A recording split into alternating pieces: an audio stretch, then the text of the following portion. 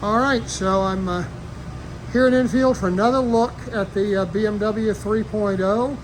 In the last video, we looked at a stripped body shell that had all the rust removed, and we were in the final stages of replacing all of the rotted metal in the inner structure with good new metal. Today, we're going to look at the next step, which is the one everybody appreciates, which is where we actually build the body. And walking back here and thinking about what we saw last month, this was just a shell. Now there's quarters, a trunk, a hood, doors, all going into place, and you want to show us what we're doing? Absolutely. A lot has happened since we were here last. We were able to get all that infrastructure done like you just were saying. Now all this is rebuilt now around the back window and in the hinge area for the trunk, right? That's all. So all up in here. This is all new work. This is all new metal up in here, all the way all the way around, and this is all new. Rotted. And this shelf here was rotted. The shelf was rotted as well from water getting into and this is an area here that traps.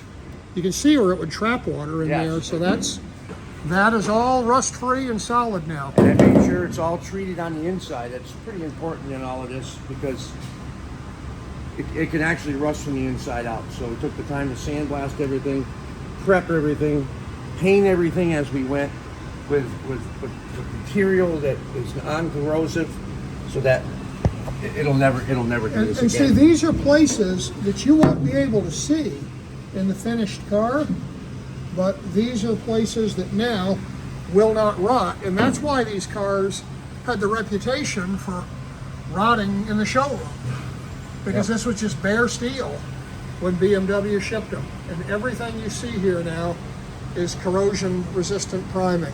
Can we also show them the initial fit of the body, how much better this is? Look at this. So we're getting gaps on it. I made a jig here that set this up, measured it all out so that we're able to put all the sheet metal on square. Everything fits, the lights fit. And look at the lines. You see, so often when you look at these cars, these lines aren't even, they're all curvy and wavy.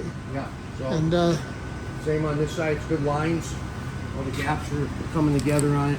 Yeah, and this is the way to make things line up, to do it when we can work the metal, and not to try and fix it in plastic filler later on or by hammering or bending. Right. And this is also newly built. Yeah, new rear body panel, new lowers, and I'm doing the floor area now. And the quarters. The quarters weren't in our last video either. That's right. This right side quarter was a quarter we got that we reworked off of the used.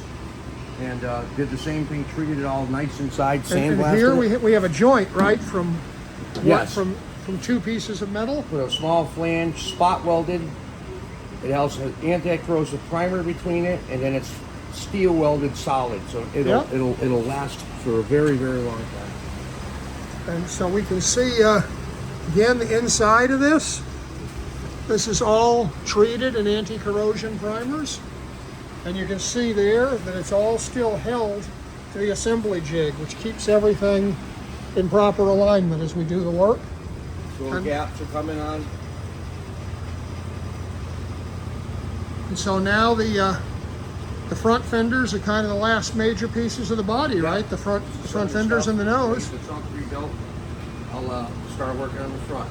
So it's really cool to look at these videos over the months and just see how this comes together, and you really can appreciate what a tremendous amount of work it is to do one of these things properly, and that's why so many of these cars are just stuffed full of Bondo and peddled online without really making them while you're talking, solid. Can I show you something while you're talking? Let us look. Yep.